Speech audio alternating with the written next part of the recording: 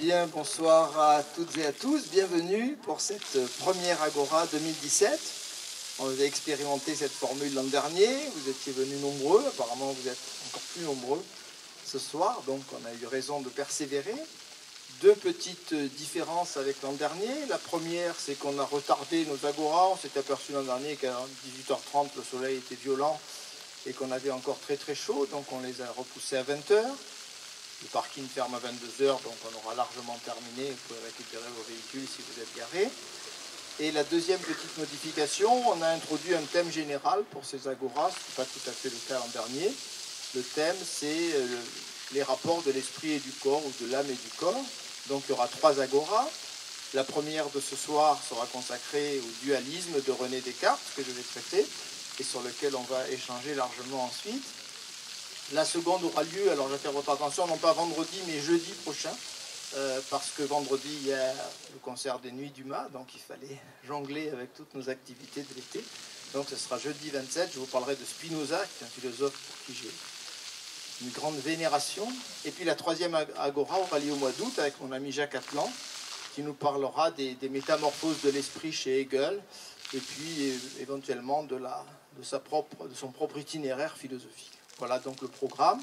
Je rappelle que ces agoras, le titre apparemment un peu terrifiant ne vous a pas fait peur, je m'en réjouis. Ce sont des conférences, des discours grand public, et c'est l'occasion de dialoguer sur des sujets qui sont des sujets qui nous touchent, qui touchent chacun d'entre nous. Et je vais essayer de vous le montrer à propos de Descartes et de ce qu'on appelle le dualisme de Descartes ce soir.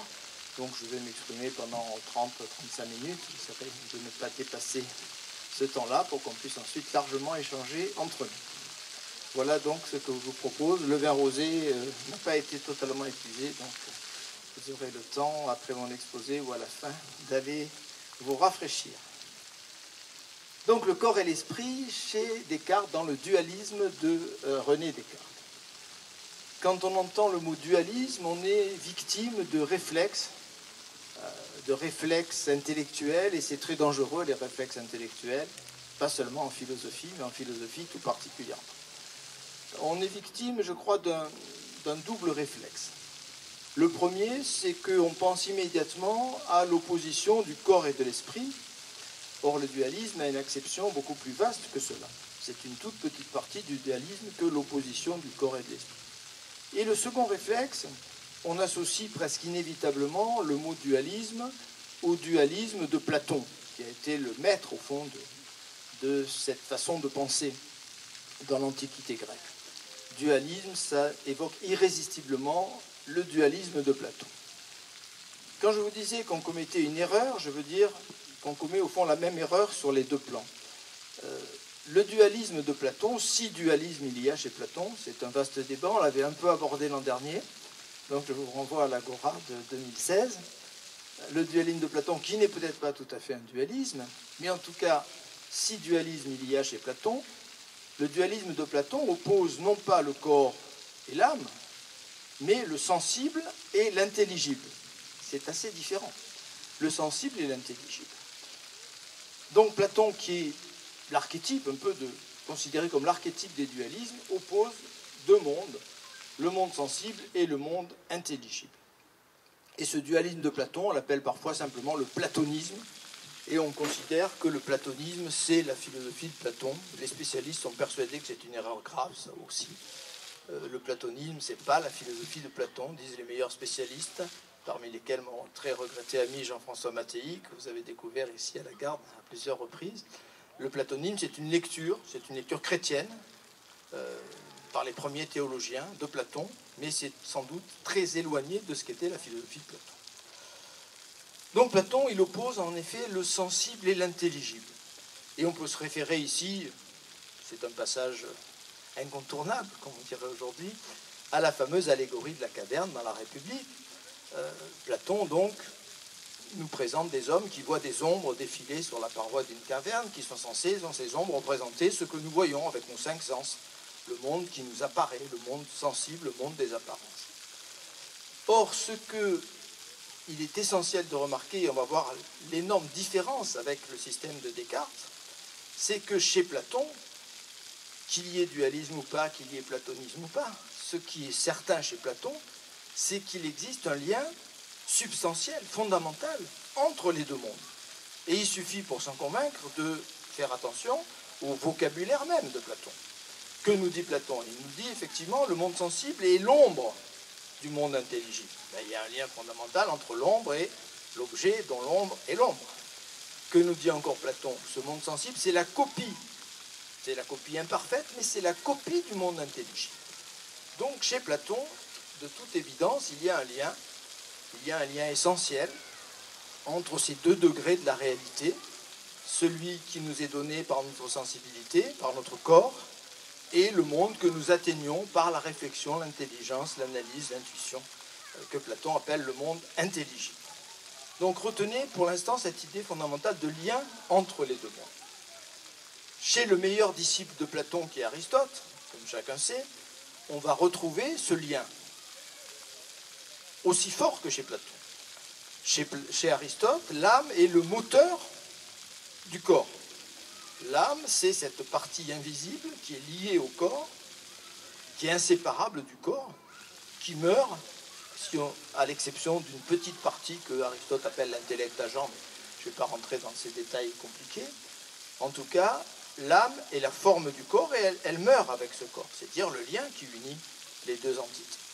Donc chez Aristote, l'âme, c'est ce qui met le corps en mouvement, c'est la dynamique du corps, c'est le moteur du corps. Le vivant est animé, ça c'est pas du grec, c'est du latin, mais c'est un bon équivalent de la langue grecque, animé, animus, l'âme, le vivant est animé.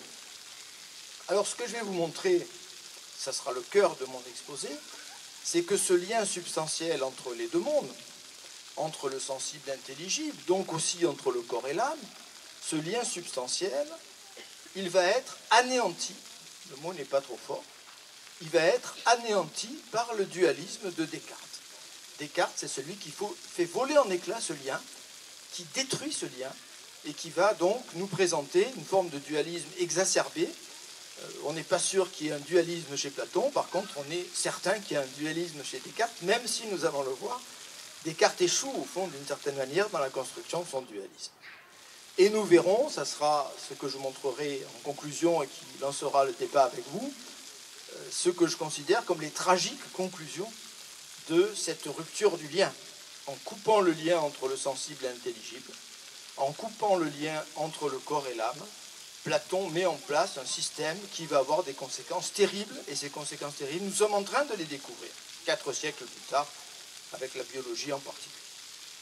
Donc je vais développer mon exposé en 3 parties. Dans un premier temps, je vais explorer cette rupture du lien avec 2 exemples privilégiés, la sensation et la douleur.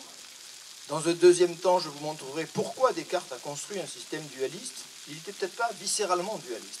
C'est une machine de guerre contre la théologie. Bon, je vous montrerai tout ça. Et puis, dans un troisième temps, je vous montrerai ce qu'il en est de l'union de l'âme et du corps, que Descartes appelle une troisième substance. Et vous devinez par avance que s'il y a une troisième substance, c'est que Descartes a échoué à construire un dualisme, et c'est l'aveu d'échec, au fond, du système cartésien.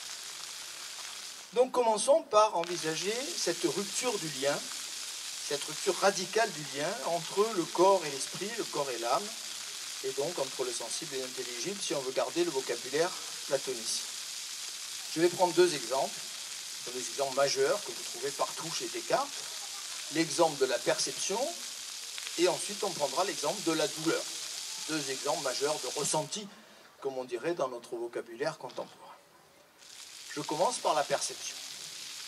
C'est un exemple qui est présent chez Descartes, qu'on retrouvera au XXe siècle, dans un courant qu'on appelle la phénoménologie, qui se réclame de Descartes. Posons-nous la question, qu'est-ce que c'est que percevoir une couleur? Je vois devant moi, sur l'amphithéâtre, des vêtements de couleurs différentes.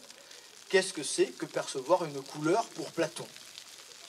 Percevoir une couleur chez Platon, c'est percevoir quelque chose qui est la copie, le reflet. On pense à un poète qui est Baudelaire, qui a été un grand poète platonicien, les correspondances de Baudelaire. Quand je perçois une couleur, je perçois un écho, une copie. Choisissez le vocabulaire visuel et auditif qui vous convient le mieux. J'ai devant moi quelque chose qui est lié à une réalité supérieure, plus réel que ce que je vois, mais il y a ce lien fondamental entre la couleur que je vois et la réalité supérieure, essentielle, à laquelle cette couleur est liée. Si maintenant je me demande qu'est-ce que c'est que percevoir une couleur pour René Descartes, vous allez voir à quel point la réponse est différente. Qu'est-ce que percevoir une couleur pour Descartes et à la suite de Descartes pour la science occidentale qui a marché dans les pas de René Descartes, comme nous allons le montrer.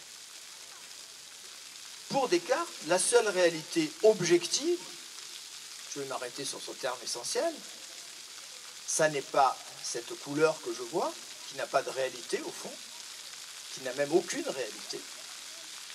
La réalité objective, c'est une longueur d'onde, c'est une réalité matérielle qui existe en dehors de moi, à laquelle je n'ai aucun accès direct, et qui est la seule réalité objective, je reviens à ce terme. Autrement dit, Descartes invente, ça c'est indiscutable, il invente de toute pièce une notion qui nous est devenue familière au fil des siècles, c'est-à-dire la notion d'objectivité. On est tous familiarisés avec cette notion. Qu'est-ce que c'est que la réalité objective? C'est la réalité qui existe indépendamment de nous, même si je ne perçois pas cette réalité. Si je ne percevais pas le jaune, je prends cet exemple parce qu'on va le retrouver dans un instant, si je n'avais jamais perçu la couleur jaune, existerait en dehors de moi, de mon corps, de mon ressenti, de ma sensibilité, une vibration lumineuse qui correspond à ma perception du jaune. Donc la seule réalité, c'est ce monde objectif que la science va se donner pour mission de décortiquer, d'analyser, de comprendre, de mettre en formule. La seule réalité, c'est la vibration lumineuse, c'est la longueur d'onde, tout à fait incolore, qui vient frapper notre rétine. Et pour vous montrer à quel point Descartes annonce toute la science moderne, je vais me référer à un savant du XXe siècle, un des plus grands savants du XXe siècle, un homme pour qui j'ai une admiration sans borne, c'est un des fondateurs de la physique quantique, qui s'appelle Erwin Schrödinger. On enseigne encore l'onde de Schrödinger dans les lycées, dans les classes scientifiques des lycées. Et je me réfère à un ouvrage de 1958, que je vous recommande, qui est un bijou, qui s'appelle L'esprit et la matière, et vous remarquez que ce titre a évidemment fait écho à la thématique de nos agora, l'esprit et la matière. Et je me réfère plus particulièrement au chapitre 6 de ce grand livre, qui s'appelle « Le mystère des qualités sensibles ». Superbe chapitre, le mystère des qualités sensibles. Schrödinger imagine qu'un étudiant dans un amphithéâtre universitaire interroge son professeur de physique et lui demande, monsieur le professeur, qu'est-ce que c'est que cette couleur jaune que je perçois là, en ce moment? On imagine qu'il a un voisin habillé de jaune comme madame, ou que le professeur a une chemise jaune. Que répond le physicien, le professeur de physique? Il lui répond que pour lui, physicien, cette couleur jaune n'a aucune réalité, bien entendu. Il existe en dehors de notre corps quelque chose qui est une vibration, qui est une onde lumineuse, qu'on a parfaitement analysée, qu'on a mesurée. On est même capable, en mélangeant deux longueurs d'onde différentes, de produire une couleur jaune. En mélangeant deux longueurs d'onde qui ne sont pas la longueur d'onde du jaune, on est capable de produire la perception du jaune sur un œil humain. Mais pour le physicien, le jaune n'a aucune réalité. Donc le physicien est obligé de dire à son étudiant, je ne peux pas vous répondre, je ne sais pas, moi physicien, ce qu'est le jaune que vous percevez. Je peux vous parler des longueurs d'onde, je peux vous parler des vibrations, je ne peux pas vous parler du jaune qui pour moi n'existe pas. Alors évidemment l'étudiant, on le devine, il est tout déçu. Et il va se tourner vers le professeur de biologie, puisqu'il n'a pas trouvé de réponse du côté du physicien. Il va donc frapper à la porte du professeur de biologie et il lui pose la même question. Qu'est-ce que c'est, monsieur le professeur de biologie, que ce jaune que je perçois? Alors le biologiste va dire qu'il est d'accord au départ avec le physicien. Il y a une longueur d'onde qui vient frapper notre rétine. Et cette longueur d'onde qui n'est pas jaune vient frapper notre rétine et va modifier les cellules de notre rétine chimiquement. Est-ce que cette modification produit du jaune dans les cellules de notre rétine? La réponse est catégorique, non.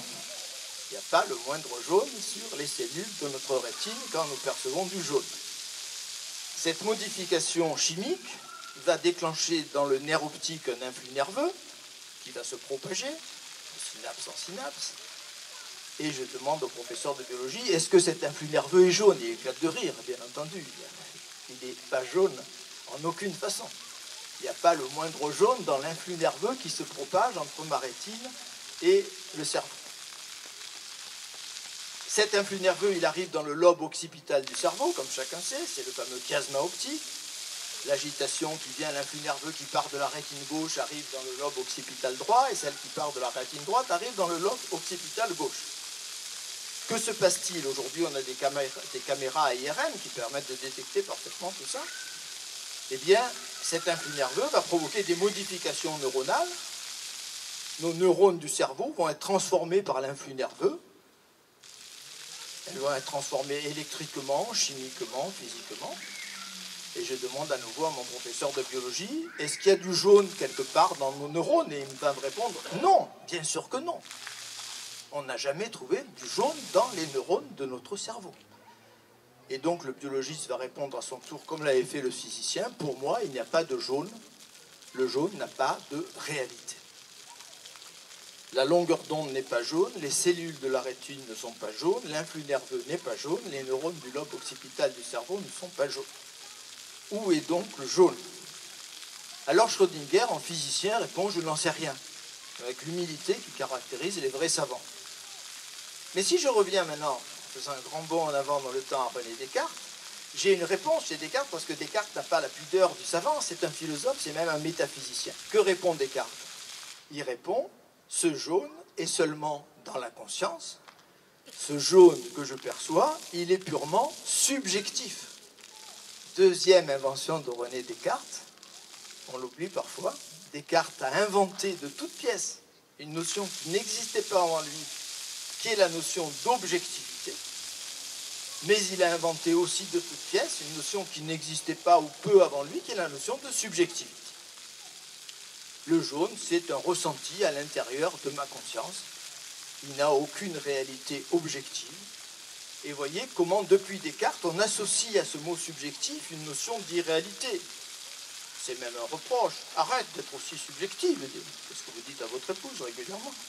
Donc, subjectif, c'est une attaque, c'est un mot négatif, et on comprend pourquoi, à partir de Descartes, c'est devenu effectivement une notion un petit peu négative. Si maintenant je me demande quel est le lien logique, y a-t-il un lien logique entre la longueur d'onde, l'influx nerveux, l'agitation neuronale et la couleur jaune que je ressens, que je perçois? La réponse est parfaitement claire. Il n'y a aucun lien logique. Aucun. Pas le moindre. Si vous trouvez ce lien, vous ouvrez votre nom dans les grands livres de sciences du XXIe siècle ou du XXIe siècle. Personne, à ce jour, n'a trouvé le moindre lien logique et on peut présumer que personne ne trouvera jamais le moindre lien logique entre ce jaune que je perçois, la vibration lumineuse qui existe en dehors de moi, la modification rétinienne. Et non seulement il n'y a pas de lien, mais on peut dire même avec un philosophe que j'appréciais beaucoup, qui était Michel Henry, que j'ai eu la chance de rencontrer à plusieurs reprises, grand philosophe français du XXe siècle, on peut même dire avec Michel Henry que c'est le plus grand abîme qui se puisse concevoir. Vous ne pouvez pas imaginer, disait Michel Henry, un abîme plus grand que celui qui sépare les réalités objectives, longueur d'onde, influx nerveux, neurones, et la couleur jaune que je ressens dans ma conscience, dans ma subjectivité. Je prends un second exemple, encore plus présent chez Descartes, qui est la douleur. Très présent dans l'œuvre de Descartes. Je me brûle ou je me pique, je ressens une douleur, elle est indiscutable. Personne ne me fera croire que je ne souffre pas quand je souffre, sinon je me mets très en colère. J'ai mal. Personne n'a jamais réussi à me faire croire que j'avais pas mal quand j'avais mal. C'est ça le cogito, la chose la plus certaine qui soit. L'expérience vécue absolument irréfutable. On peut dire que je suis douillet, on peut m'accuser de tout, mais on ne peut pas me faire croire que j'ai pas mal quand j'ai mal. C'est impossible. Je vais me tourner vers le biologiste de la même façon que tout à l'heure. Et je vais demander au biologiste où se situe la douleur dans notre corps. Où est-elle, cette douleur que je ressens? Alors il va me faire un magnifique cours de biologie. Il va m'expliquer qu'effectivement, cette piqûre ou cette brûlure a déclenché modifications électriques et chimiques sur ma peau, que ça a déclenché un influx nerveux qui s'est propagé dans mon système nerveux, qui a abouti au cerveau, que dans ce cerveau, il y a des neurotransmetteurs, il y a des choses très très compliquées, il y a des modifications qui se produisent. Et je demande au biologiste, est-ce qu'on trouve la douleur quelque part? Et il répond non, bien entendu. Jamais nous n'avons trouvé la moindre douleur dans le corps qu'étudie le biologiste. Elle n'y est pas. Il y a tout ce que vous voulez, sauf le douleur. D'où une phrase très importante de Descartes, qui peut surprendre, sans les préambules que je viens d'utiliser. L'âme est plus aisée à connaître que le corps. Je serais tenté de dire le contraire souvent aujourd'hui. Que veut dire Descartes? Il veut dire l'âme, oui, l'âme, c'est-à-dire le ressenti. Ressentir une douleur, c'est la chose la plus transparente, la plus évidente, il n'y a pas besoin d'en faire des dissertations, j'ai mal, c'est la certitude absolue, tandis que pour décortiquer ce qui se passe dans le corps à l'occasion de ce ressenti, ben c'est très très compliqué. Il va falloir des siècles d'investigation scientifique pour qu'on arrive aujourd'hui à détecter les mécanismes de la douleur et qu'on puisse y remédier d'une certaine manière avec des substances chimiques ou avec toutes sortes de choses. Et j'ajoute à cette première citation, l'âme est plus aisée à connaître que le corps, une deuxième formule très célèbre et très importante. Donc Descartes nous invite justement à explorer cette machine du corps, machine étant un mot très important sur lequel je reviendrai dans quelques instants. Et Descartes écrit, au lieu de cette philosophie spéculative qu'on enseigne dans les écoles, dans les universités, on en peut trouver une pratique par laquelle nous pourrions employer les corps à tous les usages auxquels ils sont propres, et ainsi, la fin de la phrase est très très célèbre, vous la connaissez tous, à nous rendre comme maîtres et possesseurs de la nature. Nous allons pouvoir, en décortiquant les corps, en les analysant, en repérant tout ce qui se passe à l'intérieur de cette machine très complexe qu'est le corps, nous allons pouvoir opérer des modifications et nous allons pouvoir nous rendre comme maîtres et possesseurs de la nature. Alors je pose la même question que celle que j'ai posée tout à l'heure sur la perception. Quel lien logique unit la douleur indiscutable que je ressens avec l'influx nerveux, avec les neurotransmetteurs, avec la réaction neuronale? Mais la réponse est la même que tout à l'heure. Aucun lien logique. Personne à ce jour n'a trouvé le moindre lien logique entre ces substances chimiques ou ces manifestations électrochimiques qu'on trouve dans le corps ou dans le cerveau avec ce ressenti subjectif qui s'appelle la douleur. Et je répète ce que j'ai dit tout à l'heure, il y a même un abîme entre la douleur ressentie subjectivement et les mécanismes que la biologie a mis en évidence. Il y a un abîme, et cet abîme entre le monde subjectif du ressenti et le monde objectif exploré par les savants, cet abîme, c'est le plus grand abîme qui se puisse concevoir. Et cet abîme, je vais vous le montrer maintenant plus nettement dans une seconde partie, c'est le produit de la philosophie cartésienne. Cet abîme, c'est le produit du dualisme de Descartes. Descartes est responsable de cet abîme qui s'est creusé entre le monde subjectif et le monde objectif, entre le corps et l'âme, avec des conséquences très redoutables que je vais mettre en évidence et sur lesquelles nous allons dialoguer tout à l'heure. Alors j'en viens au deuxième temps de mon exposé. Est-ce que Descartes était vraiment, sincèrement, viscéralement dualiste? On a des doutes à ce sujet.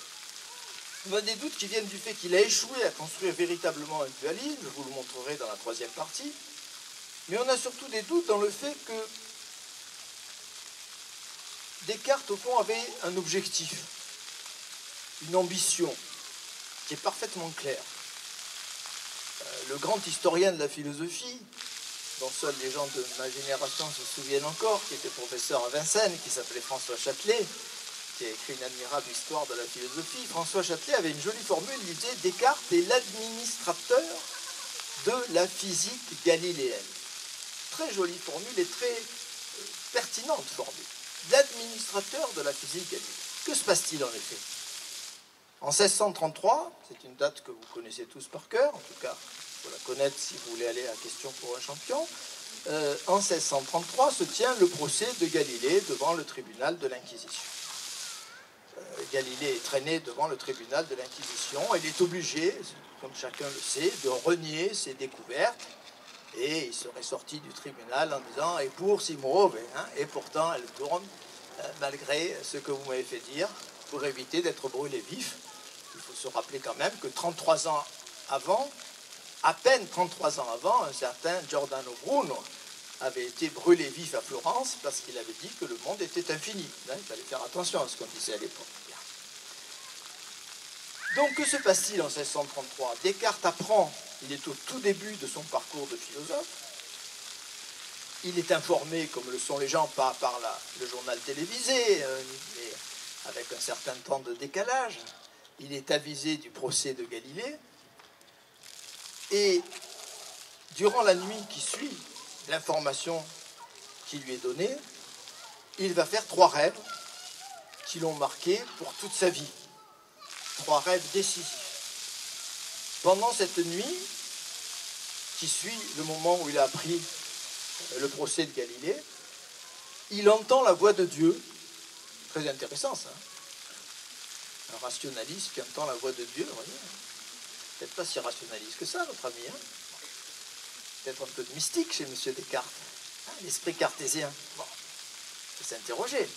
Donc il entend la voix de Dieu, très nettement, dans ces 3 rêves successifs qu'il a décrits parfaitement, et il entend la voix de Dieu qui lui donne un ordre. Je t'ordonne de mettre ton intelligence, ta volonté, ton énergie au service de cette science, de cette nouvelle science, comme l'appelait lui-même Galilée. Cette nouvelle science, je t'ordonne, dit Dieu à Descartes, de mettre toute ton intelligence et ton énergie au service de cette nouvelle science. Et c'est ce que Descartes a fait. Au fond, Descartes a une ambition qui est très facile à définir, mais elle a été remarquable dans son parcours et dans le fait qu'il a réussi dans son entreprise. Descartes a pour ambition de rendre la science moderne, cette science qui vient de naître, qui est au départ refusée catégoriquement par l'Église, par les théologiens, qui, je vous le rappelle, sont la puissance considérable de l'époque, qui ont droit de vie et de mort sur les intellectuels, sur les savants. La seule comparaison qu'on pourrait faire, c'est peut-être le système soviétique du XXe siècle, où on envoyait en goulag ceux qui ne pensaient pas comme il faut. Donc,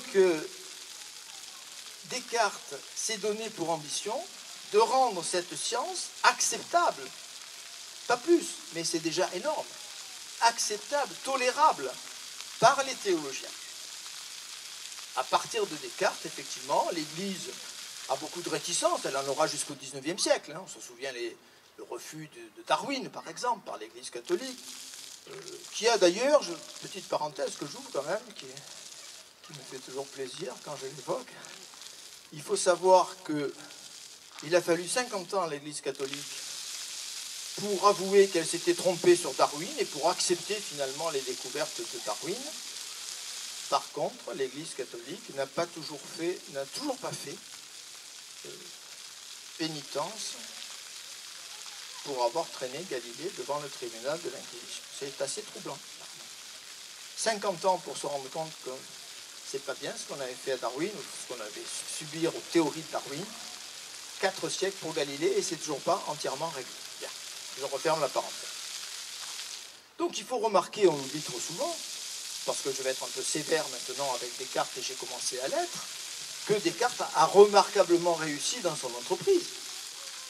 Est-ce que vous avez entendu, après le procès de Galilée, parler d'un autre procès, d'un autre savant, traîné devant un tribunal, obligé de renoncer à ses... Non, c'est le premier, c'est pas le premier, mais c'est le dernier procès d'un savant devant le tribunal de l'Inquisition. Encore une fois, il ne s'agit pas de dire que l'Église a accueilli à les découvertes de la science, mais en tout cas, grâce à Descartes, qui a réussi ce prodige de construire une philosophie qui a rendu la science au fond acceptable. Alors je ne veux pas rentrer dans tous les détails, on pourra en parler si ça vous intéresse dans le débat. Descartes a mis en place un argumentaire exceptionnel pour rendre la science sympathique finalement aux théologiens, et il y a réussi. Alors quels sont les objectifs de l'entreprise du combat cartésien? Je vous le dis, il n'est peut-être pas viscéralement dualiste, mais il adopte le dualisme comme une sorte de machine de guerre au service de cette science qui vient de naître. Premier objectif, il faut débarrasser le corps, les corps, de toutes les âmes que le système d'Aristote avait placées à l'intérieur de ces corps. Je reviens un instant en arrière, je vous ai parlé d'Aristote, au tout début de mon exposé. Le propre du vivant, chez Aristote, c'est d'être animé. Or, le système d'Aristote règne en maître dans toutes les universités de l'époque. On explique partout comment des entités invisibles, c'est le propre de l'âme que d'être invisible, des entités invisibles sont présentes à l'intérieur du corps, qui contient plusieurs âmes, une âme sensible, une âme motrice. Donc tout ce que parvient à faire un corps est lié à la présence en lui d'un moteur invisible qui s'appelle l'âme. Ces moteurs donnent au corps sa spontanéité. Sans âme, un corps est inanimé. Alors c'est du latin bien sûr, inanimé, mais c'est une bonne analogie avec les mots grecs. Inanimé, étymologiquement, ça veut dire sans âme. Un corps inanimé est un corps sans âme. Si je laisse un caillou ici au milieu de l'esplanade, si personne ne s'en empare et s'il n'y a pas de tremblement de terre et s'il n'y a pas un vaisseau extraterrestre qui exerce son attraction, dans 3000 ans, le caillou sera encore là, alors qu'un objet vivant, et du même coup Aristote très logiquement accorde la vie bien sûr aux plantes et une âme aux plantes. Mon géranium il pousse, le caillou il ne pousse pas. Donc il se développe, il se nourrit, il respire. Bon, tout ce que fait le corps vivant est lié à une âme invisible, à une série d'âmes invisibles qui sont situées à l'intérieur de ce corps. Sans âme, un corps est inanimé. Mais du même coup, si le corps n'est compréhensible, ne s'explique qu'en fonction des âmes invisibles qui sont présentes à l'intérieur de ce corps, alors, la conclusion est radicale, le corps est définitivement inexplicable par la science. Il est inexplicable par la science. Le corps qui s'explique par des entités invisibles que personne ne peut observer ni mesurer, ce corps, il est inexplicable. Il faut donc éliminer les âmes d'Aristote pour que le corps devienne un objet parmi les objets, un objet qu'on peut étudier, qu'on peut regarder, qu'on peut découper, qu'on peut mettre en formule et qu'on peut ensuite modifier. Et j'en veux pour preuve un texte récent, par rapport, disons, à René Descartes, un texte écrit au XXe siècle, un texte écrit par un prix Nobel français de biologie, on n'en a pas tant que ça, donc il faut pousser un grand cocorico quand on en a. Il s'agit de François Jacob, qui nous a quittés en 2013. Je vous lis, c'est un texte de quelques lignes, mais je suis obligé de vous le lire dans son intégralité, parce qu'il est tout à fait essentiel. Ces quelques lignes que je vais vous citer, vous les trouvez dans le livre qui a rendu célèbre au fond François Jacob, qui s'appelle La logique du vivant. Il a écrit beaucoup d'autres livres, mais ça a été son premier grand livre, qui a eu un grand succès de librairie. Qu'est-ce que vous trouvez dans La logique du vivant de François Jacob? Vous trouvez cette phrase, ces phrases. Pour assigner une place aux êtres vivants, pour en expliquer le fonctionnement, il n'y a qu'une alternative. Ou bien les êtres, sous-entendus vivants, sont des machines dans lesquelles il n'y a à considérer que figures, grandeurs et mouvements. C'est le langage même de Descartes, figures, grandeurs et mouvements, ou de Galilée. Ou bien donc ce sont des machines dans lesquelles il n'y a à considérer que figures, grandeurs et mouvements, ou bien ils échappent aux lois de la mécanique, mais alors il faut renoncer à toute unité et à toute cohérence dans le monde. Voilà le dilemme. Devant ce choix, écrit François Jacob, ni les philosophes, ni les physiciens, ni même les médecins, je ne sais pas s'il y a des médecins parmi vous, mais je leur lance un appel s'il y en a, devant ce choix, ni les philosophes, ni les physiciens, ni même les médecins ne sauraient hésiter. Toute la nature est machine, comme la machine est nature. Toute la nature est machine, comme la machine est nature. Un acte d'allégeance extraordinaire à l'égard de René Descartes. Que me dit au XXe siècle un immense biologiste, prix Nobel, François Jacob? Il me dit, au début de l'histoire des sciences, il a fallu faire un choix, et ce choix, c'est Descartes qui l'a effectué, ou bien le corps n'est pas une machine, et alors il échappe à la science. On pourra étudier les planètes, les cailloux, mais jamais les corps. Il n'y aura jamais de biologie scientifique. Ou bien le corps est effectivement rien d'autre que de la matière organisée, une machine complexe qu'on peut démonter et remonter, Et alors, il prend sa place dans le champ étudiable par les sciences, et c'est ce choix qui a été effectué au XVIIe siècle par Descartes et qui sera celui des philosophes, des physiciens et des médecins. Descartes, même s'il n'en a pas pris conscience à l'époque, nous apparaît aujourd'hui très nettement comme le philosophe de la biologie. On est frappé aujourd'hui de voir à quel point Descartes, c'était moins évident quand j'ai fait mes études de philosophie il y a bien longtemps, Descartes, de toute évidence, nous apparaît aujourd'hui comme le philosophe de la biologie. Je vous renvoie en particulier ici au très très beau livre que j'avais lu vraiment avec passion en 1992. C'est un chercheur au CNRS qui s'appelle Michel Thibon-Cornillo. Le livre est sûrement épuisé depuis longtemps, mais vous pouvez peut-être mettre la main dessus. Ça s'appelle Les corps transfigurés de Michel Thibon-Cornillo. C'est un petit bijou.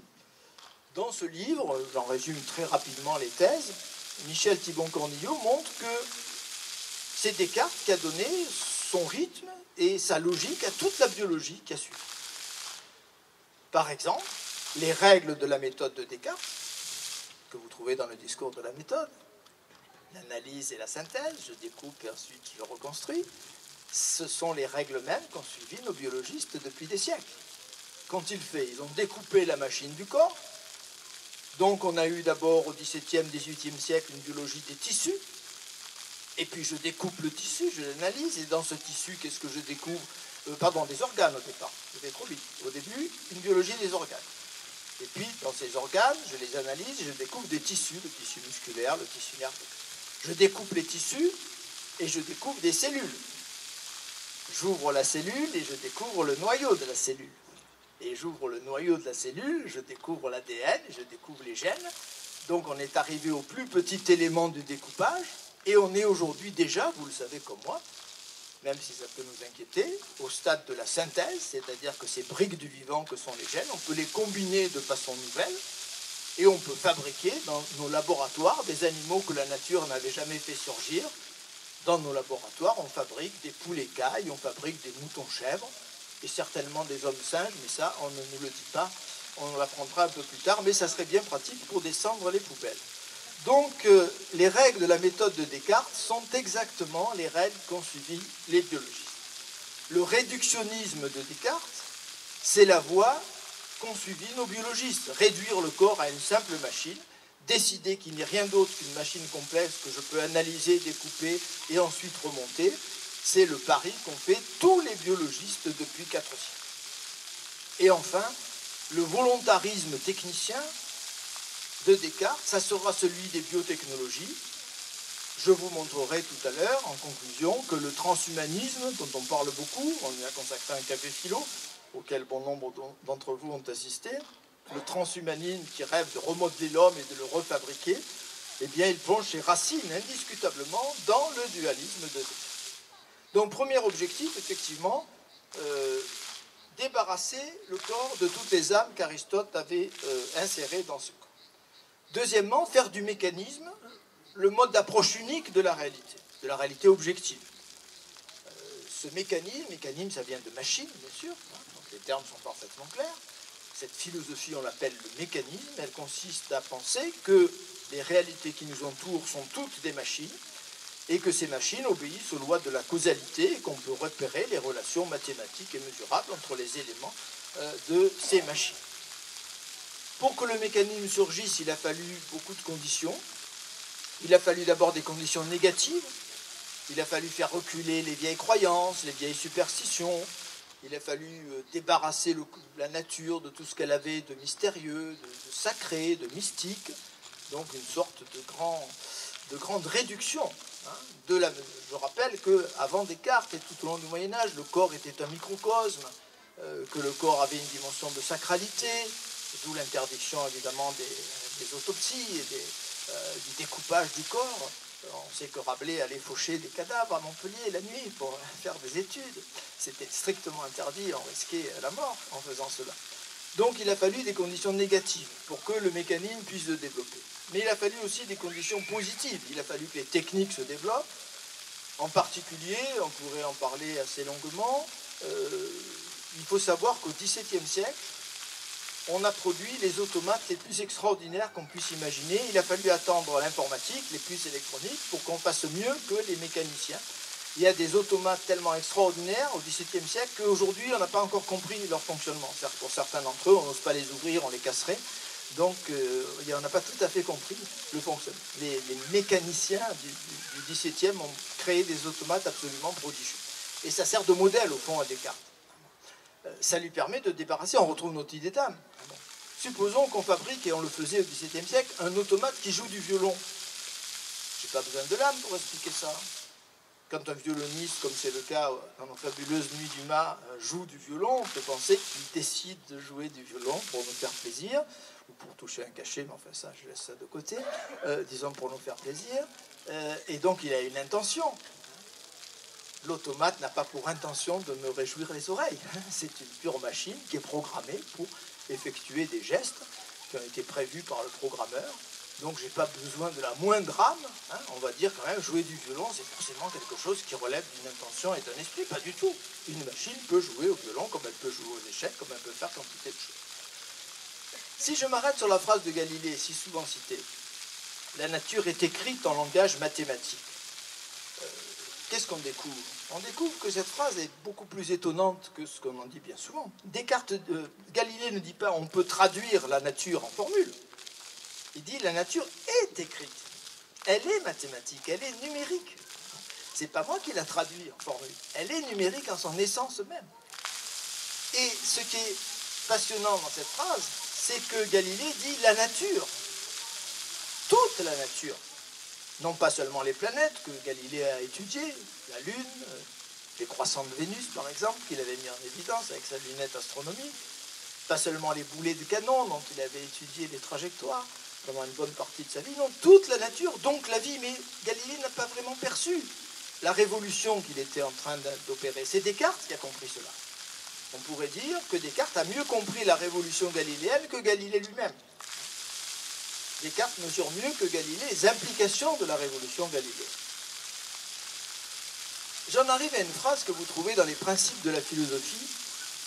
C'est un très beau livre que Descartes écrit quelques années avant de mourir.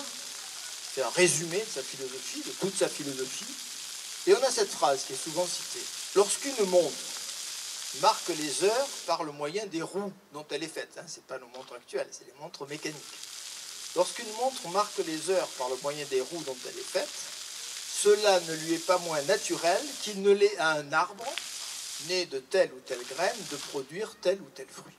Il n'est pas moins naturel à une montre de donner l'heure qu'à un arbre de donner des fruits. Autrement dit, faisons attention à cette phrase. Apparemment, Descartes est en train de me dire qu'une montre est tout à fait semblable à un arbre fruitier. Ça peut déjà un peu nous perturber, mais peut-être pas exagérément. Mais il faut renverser la phrase. Ce qui est important, ce n'est pas tellement qu'une montre est semblable à un arbre fruitier, c'est qu'un arbre fruitier, ça n'est rien d'autre qu'une montre. Un arbre fruitier n'est rien d'autre qu'une machine avec des rouages. Alors bien entendu, le vocabulaire de Descartes peut nous faire sourire aujourd'hui, mais il faut s'empresser de ne pas trop sourire rapidement. Aujourd'hui, on compare, à l'époque de Descartes, on compare les nerfs à des ficelles, les muscles à des ballons, alors on éclate de rire. Oh, que c'était nul! Bon. Et nous, on compare le cerveau à un ordinateur. Dans 3 siècles, on éclatera de rire en disant ces pauvres imbéciles du 21e siècle qui comparent le cerveau à un ordinateur, ils n'avaient rien compris. Ce qui est important, c'est le mécanisme qui est en jeu dans ces comparaisons. Donc un arbre fruitier, c'est rien d'autre qu'une montre. De même que vous pouvez modifier le rythme d'une montre. Vous pouvez la faire avancer ou reculer en modifiant les ressorts de la montre ou les rouages de la montre. Eh bien, on peut modifier le rythme de floraison ou de fructification d'un arbre fruitier. Et on peut modifier les horloges de nos cellules, vous le savez. Nos cellules comportent des horloges qui au fond déclenchent le suicide d'une certaine manière de la cellule. On est persuadé aujourd'hui que les cellules s'auto-détruisent au bout d'un certain temps, ce qu'on appelle l'apoptose, pour employer un mot très technique. Eh bien, vous savez sans doute, et vous l'avez lu comme moi, que nos biologistes sont déjà capables de modifier ces horloges. Et en modifiant ces horloges, ils ont allongé de 50, 100, 200, 300% la vie de certains vers de terre ou de certaines souris. Et ils rêvent évidemment d'étendre ça à l'homme, même si c'est beaucoup plus compliqué pour l'être humain. Donc c'est ça qui est important. Ce n'est pas que la montre soit un arbre fruitier, c'est que l'arbre fruitier ne soit rien d'autre qu'une œuvre. Et troisième objectif, améliorer le corps machine. Descartes, au fond, est condamné à faire du corps une machine, nous l'avons vu, et du corps humain une machine couplée avec une âme, c'est le dernier point que je vais évoquer rapidement. Parce qu'en effet, nous ne vivons pas nous-mêmes comme composés de deux parties. Bon. On n'a pas l'impression d'avoir deux morceaux qui cohabitent plus ou moins difficilement, même si on peut ponctuellement faire cette expérience. Sous le regard des scientifiques, notre corps n'est rien d'autre qu'une machine complexe qu'on peut admettre. Alors j'en arrive effectivement au dernier point de mon exposé, qui est la fameuse union de l'âme et du corps. Au fond, Descartes a si bien distingué les deux entités, les deux substances, il appelle ça substance, par le latin, la res cogitans, la res extensa, la substance pensante, la substance étendue.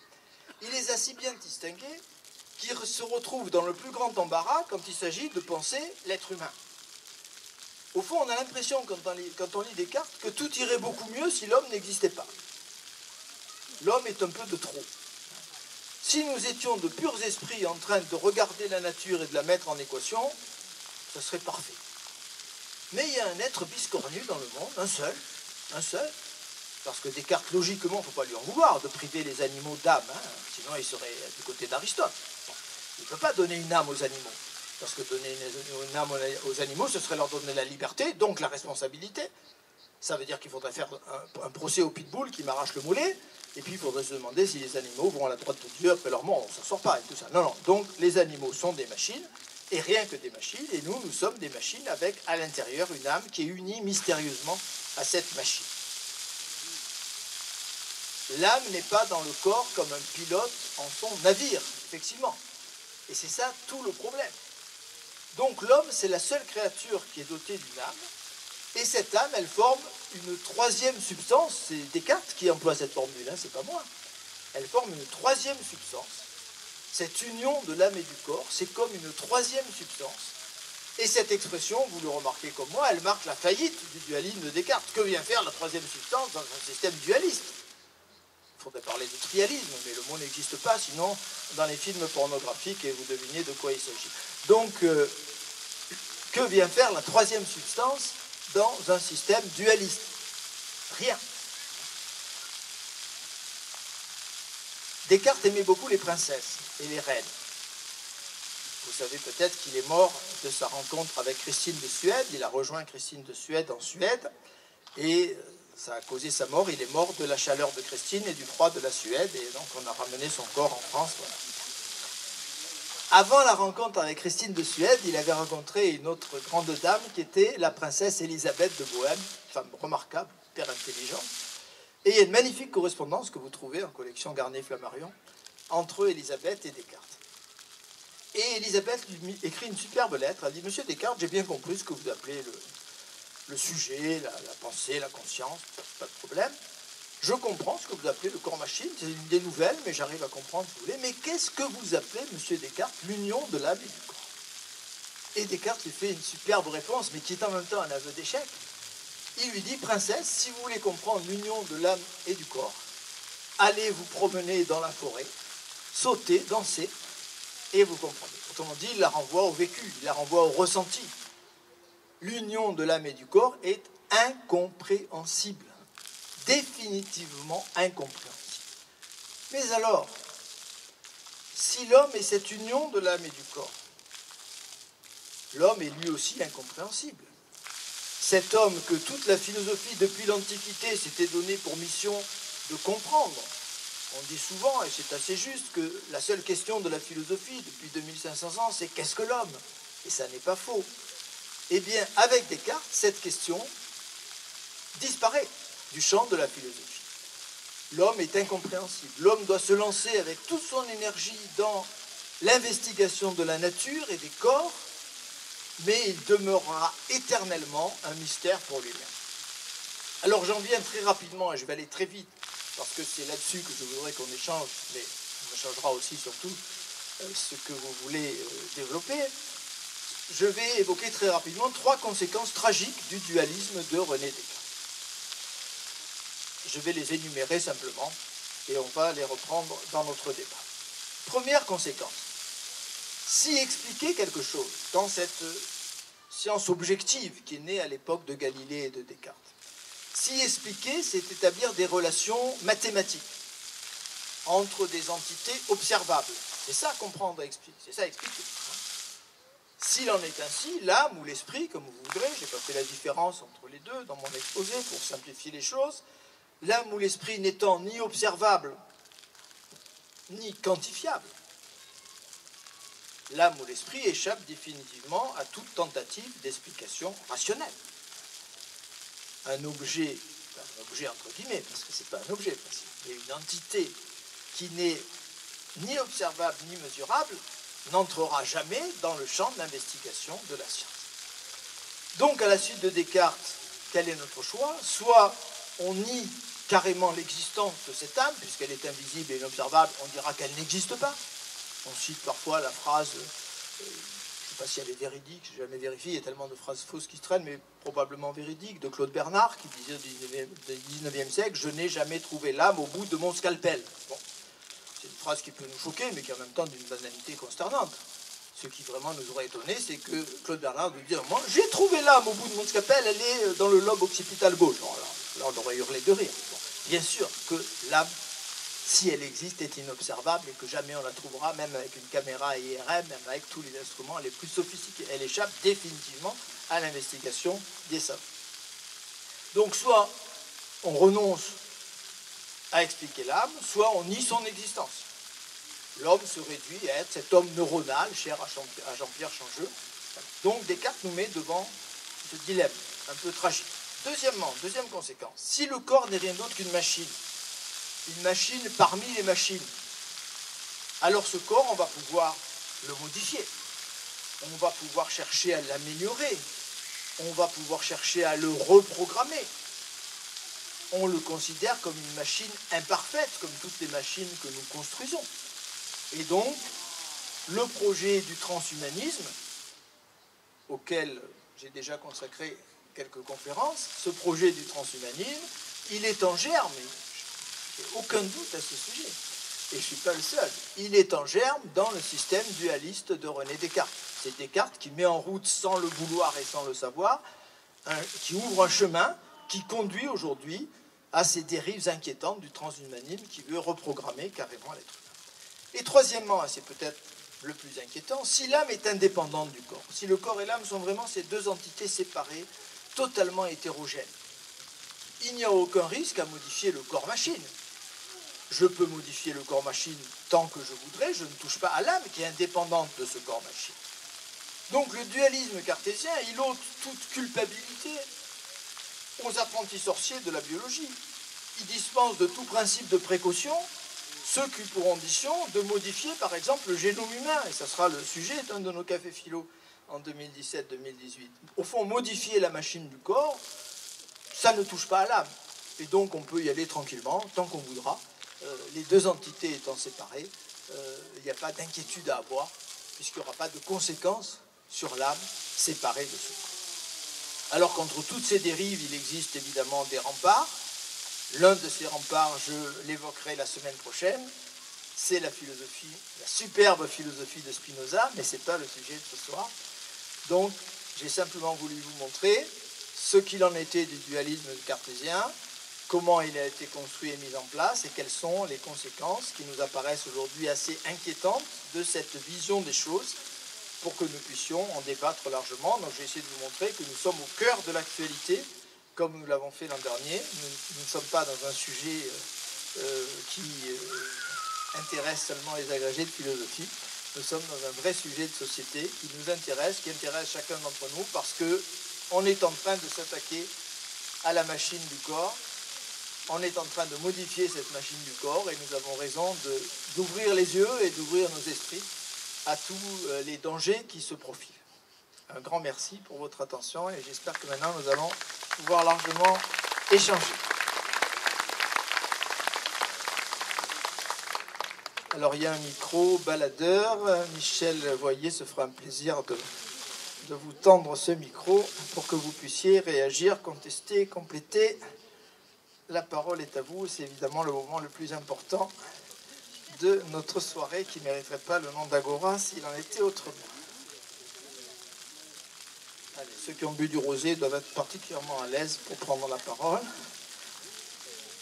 Les autres peuvent encore aller se rafraîchir. Elle ne marche pas? Voilà, il va la mettre en route.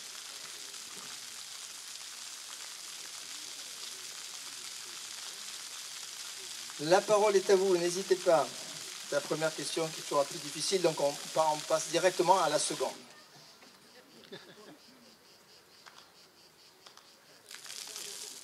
Allez. Oui, Michel, merci. Il faut toujours avoir un complice qui se dévoue dans l'assistance. Merci, Michel. Voilà, écoute, bon, je suis médecin, bon, je suis journaliste. Je savais qu'il y avait au moins un médecin dans la salle et que c'était toi. Voilà. Et donc, je me pose la question au moment de la mort, c'est-à-dire qu'à ce moment-là, bon, c'est pas seulement la machine qui fonctionne plus, on passe d'un état de vivant à l'état de mort, et c'est ça le phénomène de l'âme. Et donc, oui, comment on explique ça? Alors, c'est une très bonne question à laquelle je vais bien sûr me dérober. Mais ce qui m'intéresse dans ta question, c'est au fond le statut de la mort dans les différentes philosophies. Donc, pour répondre à ta question, je reviens à Aristote. Et il n'est pas évident que, j'en suis même persuadé, que Descartes ait rompu autant qu'il le pensait avec le système d'Aristote. Parce qu'il a été éduqué dans ce système et il y a quand même plus que des résidus d'Aristote chez René Descartes. Chez Aristote, je l'ai expliqué, l'âme est la forme du corps ou le moteur du corps. Et donc elle est inséparable de ce corps, elle meurt avec ce corps, puisque effectivement le cadavre étant un corps inanimé, il n'a plus ce moteur, il ne peut plus se mouvoir de lui-même, donc le moteur est mort avec le corps. Bon. Par contre, il existe une petite parcelle qui est l'intellect agent, la petite partie de divinité que nous avons en nous. Bon, ça c'est une métaphysique un peu complexe, je ne veux pas rentrer dans les détails, même si elle est passionnante. Il y a une toute petite partie de l'âme qui est indépendante du corps, mais l'essentiel, je dirais, des âmes sont liées au corps. Les âmes sont liées au corps, inséparables du corps et meurent avec le corps. Bon. Qu'en est-il dans le système de Descartes? C'est très, très compliqué. Et il n'y a pas de réponse, puisque je t'ai dit que Descartes renonce à comprendre le mystère de l'homme, qui est cette union de l'âme et du corps. Bon. L'âme n'est pas dans le corps comme un pilote dans son navire. Autrement dit, j'ai bien l'impression, si je prends vraiment cette formule littéralement, si l'âme était dans le corps comme un pilote dans son navire, c'est-à-dire que si on avait un système dualiste qu'on ne peut pas avoir, parce qu'il est contredit par notre vécu. Il est contredit par notre vécu. J'ai une grande référence philosophique que j'aimais beaucoup prendre devant mes étudiants, je pense que vous l'appréciez aussi beaucoup, c'est Roland McDan, immense philosophe de notre temps. Il y a un sketch de Roland McDan que vous connaissez peut-être sur les œufs pourris. Donc il y a quelqu'un qui mange des œufs pourris, alors il y a l'esprit qui descend, attention les œufs pourris arrivent, et puis il remonte, non mais on va s'arranger, et puis il redescend dans l'estomac, etc. Bon, ça c'est ce qui se passerait si l'âme était dans le corps comme un pilote en son navire. Si on était vraiment formé de deux entités séparées, et si on était formé de deux entités séparées et totalement indépendantes, ce que semblerait exiger le dualisme cartésien. Si Descartes était complètement dualiste et dualiste jusqu'au bout, il bâtirait un système de ce type. Et il aurait pu, au fond, bâtir un système de ce type. Il y a un très beau texte de Husserl ou de Merleau-Ponty, non, de Husserl, je crois. Il y a un très beau texte de Husserl qui compare, il prend cette formule de Descartes et il prend l'exemple du conducteur de locomotive. Le conducteur de locomotive, pour savoir par exemple qu'il y a une surchauffe dans sa locomotive, il doit lire un cadran. Mais on pourrait imaginer un conducteur de locomotive qui ressente un coup de chaud à l'intérieur de son corps quand la locomotive est en surchauffe, ou qui ressente les accélérations, etc., qui soit uni au corps de la locomotive, et Husserl, je crois que c'est lui ou c'est Merleau-Ponty, peu importe.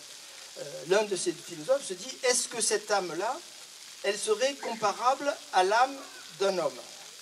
Et il dit non.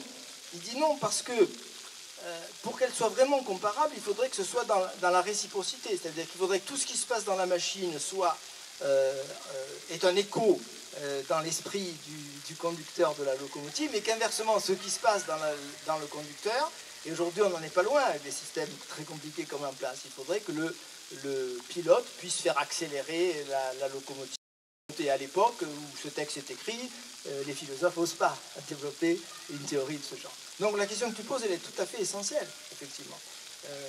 En affirmant que l'âme n'est pas dans le corps comme un pilote dans son navire, Descartes, au fond, fait un pas en direction de Spinoza, dont nous parlerons la semaine prochaine. Il détruit d'une certaine manière les bases de son propre dualisme, mais en même temps, il revient du côté d'Aristote. Si l'âme est unie au corps, on ne peut pas effectivement imaginer. Donc d'un côté, tu as un Descartes qui sépare complètement les deux entités, c'est le dualiste, hein, le métaphysicien dualiste. Il y a l'étendue, il y a la pensée. Elles sont séparées, elles ne peuvent pas se rencontrer. Et il y a l'homme au milieu. Et il faut bien que ça se rencontre chez l'homme. Et je ne suis pas rentré dans tous les détails parce que je ne voulais pas vous abreuver de considérations techniques qui sont secondaires finalement. Mais vous avez tous entendu parler de la fameuse glande pinéale chez Descartes. Hein. Descartes se demande où est-ce que l'âme et le corps se rencontrent. Il faut bien qu'ils se rencontrent quelque part quand même. Puisqu'incontestablement, mon âme agit sur mon corps. Je vous en donne une preuve absolument sidérante. J'espère que vous êtes tous bien assis. Je décide de lever mon bras gauche et je lève mon bras gauche. Extraordinaire. Qu'est-ce qui se passe dans mon corps? Je n'en sais rien. J'ai mis en mouvement une chaîne neuronale. J'ai mis en mouvement un influx nerveux, j'ai détendu des muscles et concentré d'autres muscles. C'est énorme ce que j'ai fait. Vous vous rendez compte de l'exploit que j'ai fait devant vous là? Je crois que vous n'êtes pas conscient de l'exploit que je viens de réaliser. Là, vous regardez ça hein, avec une indifférence totale. Le mouvement moteur est un prodige si on y réfléchit bien.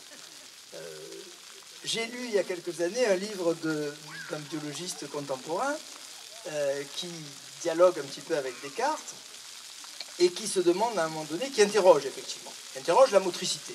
Passionnant. Il dit, nous biologistes, on a presque tout compris.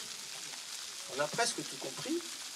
On sait que le mouvement qui va déclencher le fait de lever mon bras part d'un certain endroit du cerveau. Et la preuve, c'est qu'on peut le déclencher. Hein. En implantant une électrode à cet endroit-là, vous allez voir votre bras se lever sans comprendre ce qui vous arrive. Donc, on sait ce qui se passe dans le corps. On sait ce qui se passe dans le cerveau. On sait ce qui se passe dans les nerfs. On sait ce qui se passe dans les muscles. On a tout compris. Sauf le point de départ. Qu'est-ce qui me permet de déclencher, non pas mon bras, mais mon cerveau? Et à moins d'être un nécessitariste forcené, personne ne vous fera croire, ni à vous ni à moi, que le fait de lever mon bras gauche, je reprends la même décision absurde, c'est programmé depuis le Big Bang. Alors, j'ai décidé de lever, et pour vous montrer, maintenant, je lève le bras droit. Et les deux. Donc, je fais ce que je veux avec mon corps. Je donne des ordres à mon corps et mon corps obéit. Où est-ce que ça se relie? Alors, Descartes utilise les arguments de l'optique. On a deux yeux et on voit une seule image. Donc, les deux images, il faut bien qu'elles se rencontrent quelque part. Où est-ce qu'elles peuvent mieux se rencontrer qu'au milieu du cerveau? Or, au milieu du cerveau, entre les deux lobes cérébraux, on a une petite glande qui est l'épiphyse, qu'on appelait à l'époque la glande pinéale, parce qu'elle ressemble un petit peu très vaguement à une pomme de pin. Et Descartes dit, c'est sûrement dans cet endroit-là que l'âme et le corps se rencontrent. Mais il est conscient que c'est totalement absurde comme idée. Parce que je pose la question à M. Descartes, bon, l'âme et le corps se rencontrent dans la glande pinéale, ok? Où dans la glande pinéale? Où? Au milieu de la glande pinéale? Mais où au milieu de la glande pinéale? À quel endroit est-ce que l'âme invisible et immatérielle peut rencontrer quelque chose de visible et de matériel? Il n'y a pas de solution. Il n'y aura aucune solution possible. Il n'y aura jamais de solution à ce problème. Donc voilà, la question que tu poses est tout à fait essentielle. C'est-à-dire qu'on a un Descartes dualiste qui effectivement aurait une réponse, je dirais, presque religieuse à la question que tu poses. Une âme indépendante du corps, je peux très bien imaginer qu'elle se sépare du corps et qu'elle aille quelque part. Aucun problème à ça. On verra ce qu'il en est chez Spinoza la semaine prochaine. Mais le Descartes, qui est le Descartes de l'union de l'âme et du corps et qui introduit cette unité entre les deux, il se retrouve inévitablement du côté d'Aristote. Cette âme unie au corps, je ne vois pas comment elle pourrait maintenir une existence indépendante. Il faudrait pour ça qu'elle soit dans le corps comme un pilote dans son navire. Or, elle n'est pas dans le corps comme un pilote dans son navire. Donc, les impasses de CMK. Allez-y, monsieur.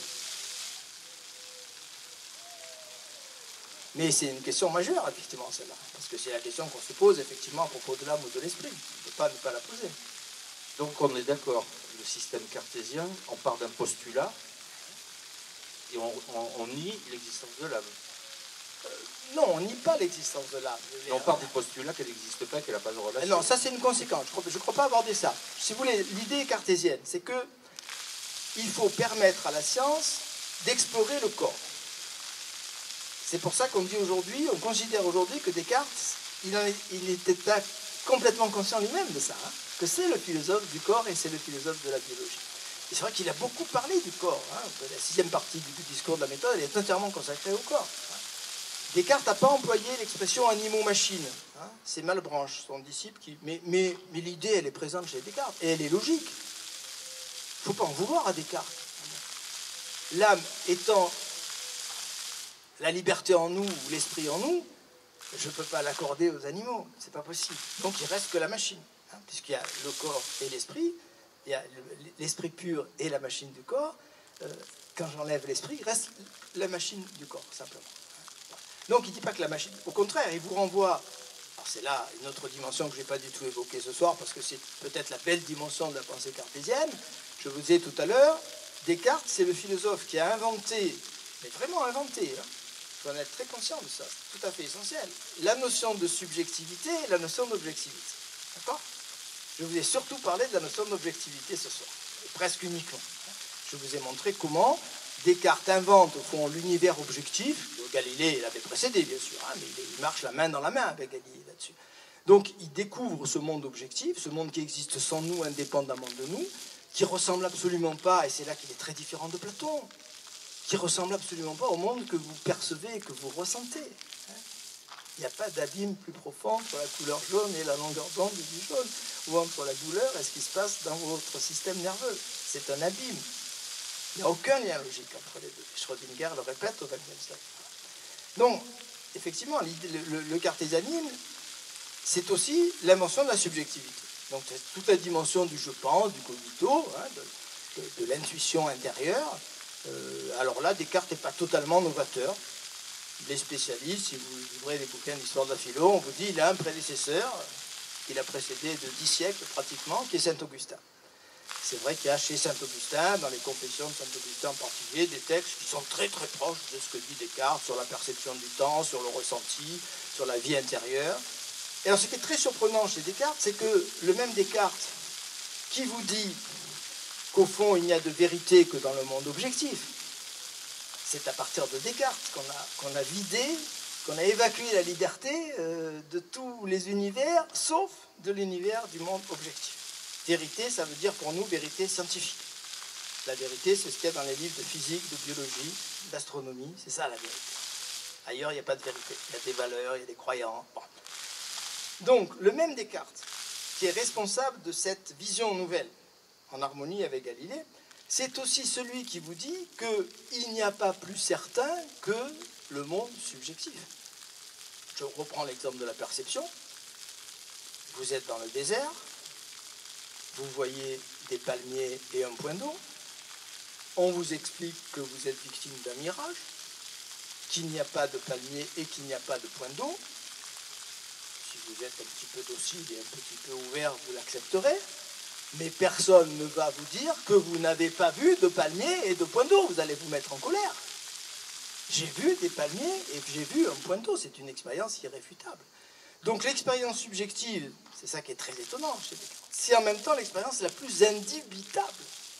Quand Descartes construit tous les raisonnements, enfin tout le parcours qui va l'amener au fameux « je pense », dans le discours, mais surtout dans les méditations, il est à la recherche de quoi? De la première vérité absolument indiscutable. La première vérité indiscutable, c'est « je vis une expérience intérieure ». C'est ce qu'a dit Michel Henry, que j'ai cité, qui est à mon avis le philosophe qui a le mieux compris cet aspect de la pensée de Descartes. Cogito, disait Michel Henry, ça veut dire « je ressens », ça veut dire « j'éprouve ». Personne ne m'a jamais démontré que je n'éprouvais pas ce que j'éprouve. Je me fâche. J'ai mal. Alors on va me dire, tu es douillé. On va me dire, ou je dis, je sais pas, j'ai l'impression d'avoir la température. On va me fourrer un thermomètre dans l'oreille ou ailleurs. Hein, et on va dire, mais regarde, tu as 37. Oui, mais j'ai l'impression d'avoir de la température. Votre 37, ou le froid et le chaud. C'est magnifique, le froid et le chaud. Hein. Sortez de chez vous, plein hiver. Ouh là là, comme il fait froid ce matin. Et votre femme, ah, pas du tout, on crève de chaud. Bon. Qui a raison, qui a tort? Ben, personne. J'ai chaud, j'ai froid. Personne ne vous a jamais démontré. On peut vous sortir un thermomètre. J'ai froid. Non, il fait 25 degrés. Oui, mais je t'emmerde, j'ai froid quand même. Personne ne m'a jamais fait croire que j'avais chaud quand j'avais froid ou l'inverse. Donc la vérité subjective est à la fois la plus pauvre de toutes les vérités, puisque finalement elle n'est pas très intéressante. Alors pourquoi elle n'est pas très intéressante? Là aussi, vous m'amenez à développer un petit peu. Parce qu'elle est individuelle. Strictement individuelle. Et là, ça choquait beaucoup mes étudiants. J'ai pris l'exemple de la douleur tout à l'heure. Je ne sais pas si je vais vous choquer, vous, je ne pense pas, parce que vous avez un vécu un peu supérieur à celui de mes étudiants à l'époque. Je leur disais, ça les traumatisait profondément. Je vous garantis que vous n'avez jamais senti la douleur du voisin. Ouais, quand même, hein, l'empathie. Non, vous n'avez jamais senti la douleur du voisin. Et si vous voulez une démonstration, je vous amène mon homonyme parfait, Philippe Granarolo, l'acteur marseillais. Il arrive au milieu de vous, il fait semblant d'avoir un malaise cardiaque ou un malaise terrible, il se met à hurler de douleur au sol. Enfin, vous allez pleurer, vous allez appeler le SAMU, et il va se lever en éclatant de rire. C'est les mères qui imaginent, parce que les mères, elles sont un peu tordues, hein, vous savez comme moi, Ronan Laine a tout dit là-dessus. Les mères imaginent qu'elles sentent la douleur des enfants. Attendez, moi j'ai truandé ma mère 50 fois quand j'étais petit, et vous aussi, j'ai mal au ventre. Et non, j'ai pas mal au ventre du tout, mais ma mère, elle n'en sait rien, parce qu'elle ne sent pas la douleur de mon ventre. Hein. Donc, la vérité subjective, c'est une vérité personnelle, non partageable, strictement individuelle. Donc, dans un monde où on veut construire un discours universel et général, cette vérité, elle est à la fois indiscutable et en même temps inintéressante. Elle n'intéresse personne, à part chacun d'entre nous, individuellement. Voilà, donc ça, c'est tout à fait important. Donc, merci de m'avoir amené à corriger un petit peu le tir et avoir évoqué la dimension subjective, qui est évidemment très importante. Ça, c'est un Descartes que j'apprécie beaucoup. C'est le Descartes qui a ouvert la voie à la phénoménologie, bien sûr. Tout à fait. Allez-y, monsieur, je vous en prie. Voilà. Je voudrais vous poser une question simplement. D'après vous, est-ce que l'âme est une exclusivité humaine? Alors, là, on entre dans des grandes questions métaphysiques, et je vous en remercie chaleureusement. Là encore, moi, je vous réponds à l'intérieur du schéma que j'aborde ce soir. Parce que pour vous répondre vraiment profondément là-dessus, il faudrait une autre agora. On fera l'an prochain, si vous voulez bien. Voilà. Donc, je vous renvoie à l'intérieur je me place à l'intérieur du système de Descartes. Et je vous réponds de façon un petit peu indirecte. Descartes, au fond, il a quand même une assez belle conception de l'âme. On peut préférer, au fond, et on peut comprendre en même temps, parce que Descartes, il est dans une tradition qui est la tradition, au fond, issue du monothéisme. Aristote est antérieur au monothéisme, Descartes est postérieur au monothéisme. Donc, on peut se sentir plus proche, et on peut être plus sensible à la théorie de l'âme de Descartes qu'à celle d'Aristote. Cette âme d'Aristote qui est dans le corps, unie au corps, bon, ça peut nous sembler un petit peu très éloigné de nos visions. Mais la conception de l'âme de Descartes, cette âme effectivement hétérogène, qui est d'une autre dimension, fondamentalement d'une toute autre dimension. Elle est invisible, elle est immatérielle, elle n'est pas spatiale. Alors ça a des conséquences considérables. Je vais choquer mon ami médecin, mais en même temps psychanalyste, en lui disant, il y a quand même chez Sigmund Freud des images troublantes. Freud compare la psyché à un appartement. On rentre, il y a un corridor, il y a une petite pièce, il y a le fond, ou alors le fameux iceberg, c'est-à-dire qu'il spatialise la psyché. Il ne peut pas faire autrement, c'est pas bien en vouloir. Bergson a dit des choses très belles là-dessus, mais il la spatialise. Qu'est-ce que c'est les profondeurs de l'âme? Mais il n'y a pas de profondeur de l'âme, puisqu'il n'y a pas de surface de l'âme, puisque l'âme n'est pas dans l'espace. Qu'est-ce que c'est ces salades? Il n'y a ni surface ni profondeur. Or, effectivement, et Bergson est passé par là au XXe siècle, j'ai le plus grand mal à penser quelque chose qui ne soit pas du tout spatial. Très, très difficile. Je pense dans l'espace. Bergson a tout dit sur ce sujet. Donc, Descartes a une conception très élevée, effectivement, de l'âme. Elle est immatérielle, elle n'est pas spatiale. Le problème, encore une fois, c'est que l'expérience que j'ai, moi, de l'âme, C'est l'expérience d'une âme unie inséparablement à un corps et qui fait qu'un avec ce corps. Alors certains diront non, il y a des expériences particulières, le voyage astral, etc. Bon, pourquoi pas, hein. Il y a les fameuses expériences très à la mode dont on parle souvent aujourd'hui, des NDE, hein, des gens dont l'esprit aurait quitté le corps et qui reviennent dans ce corps et qui racontent tout ce qu'ils ont vu alors que le cerveau ne fonctionnait plus. Bon, tout ça c'est passionnant, très intéressant. Jacques Atlan, vous pourrez l'interroger là-dessus, c'est un grand fanatique de ces choses-là. Bon. Moi, je suis un peu plus perplexe là-dessus. Je vais vous dire pourquoi, d'ailleurs, je l'ai écrit dans mon dernier livre. Et je reviens à ma perception. Les gens dont l'âme aurait quitté le corps nous racontent, 3 millions de livres sur le sujet, hein, vous savez comme moi, qu'ils pénètrent dans une sorte de tunnel, qu'au bout de ce tunnel, il y a une lumière, qu'ils entendent des voix. Et moi, je suis un peu, en tant que philosophe, je suis un peu monsieur de la palisse. Je me dis, mais j'ai quand même l'impression que pour voir une lumière, il faut une rétine. Que pour entendre des sons, il faut des osselets, un tympan. Qu'est-ce que c'est les tympans de l'âme? Qu'est-ce que c'est la rétine de l'âme? Donc moi, mais je ne vous demande pas de partager du tout mon idée, je sais que je traumatise profondément un bon nombre d'entre vous, et j'en suis très conscient, mais le philosophe est là pour ça. Moi j'ai l'impression en fait que ces récits évoquent quand même irrésistiblement, ça je pense que vous l'accorderez, après vous continuez à croire ce que vous voulez, c'est votre droit le plus sacré, ça ressemble étrangement à des récits de naissance. Qu'est-ce que c'est la naissance? C'est le passage par un endroit étroit, au bout duquel on découvre une lumière, au sortir duquel on entend des voix, et on va ressentir de la chaleur et de la tendresse. Vous êtes obligé quand même de m'accorder que ça ressemble étrangement au niveau de la structure générale au récit que nous font.